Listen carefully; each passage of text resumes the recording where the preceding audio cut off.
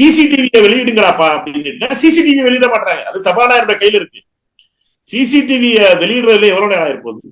நேற்று நடந்தது, நேற்று காலையில் நடந்தது, இன்னைக்கு காலையில ஆயிப்போச்சு. இன்னைக்கு கேட்டிருக்கோம் நாங்க, சிசிடிவியை வெளியிடுங்கப்பா.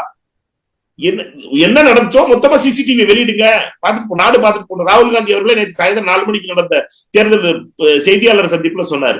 இவர்களை பொறுத்த மட்டும் என்னன்னா, எதையோ ஒண்ணு மறைக்க விரும்புகிறார்கள், எதையோ ஒண்ணு இவர்களுக்கு எந்த விஷயத்துல இருந்து மக்களுடைய கவனத்தை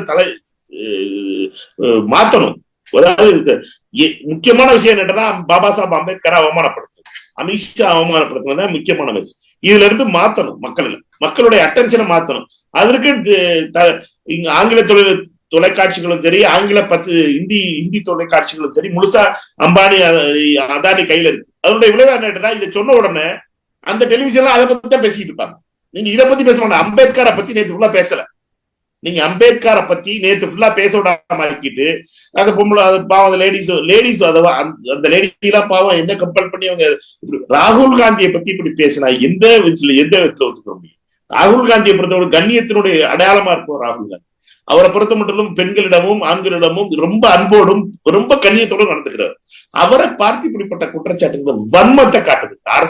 RSS காரர்களுடைய வன்மம் இருக்குல்ல, மனுஸ்திருமித்திய ராகுல் காந்தி தூக்கி பிடிச்சு காட்டினார்ல, மனுவாதத்தை நம்புற இந்த கட்சி பாரதிய ஜனதா கட்சி, RSS கட்சி நாடாளுமன்றத்தில் காட்டினார்ல, அந்த வன்மம் இவர்களுக்கு தெரியுது. ராகுல் காந்தி எப்படியா அவமானப்படுத்தும். ராகுல் காந்தி ஏதாவது ஒரு பொய் சொல்லணும், எந்த பொய் சொன்னாலும் சரி, அதுக்கு யாரு மண்டை உடைச்சாலும் சரி, யாரு கட்டையை வச்சு அடிச்சாலும் சரி, நம்மளுக்கு பிரச்சனை இல்லை. ஆனா அந்த உண்மையா அமித்ஷா அவமானப்படுத்தின அம்பேத்கரை அவமானப்படுத்தின விஷயத்துல இருந்து டைவர்ட் பண்ணணும்.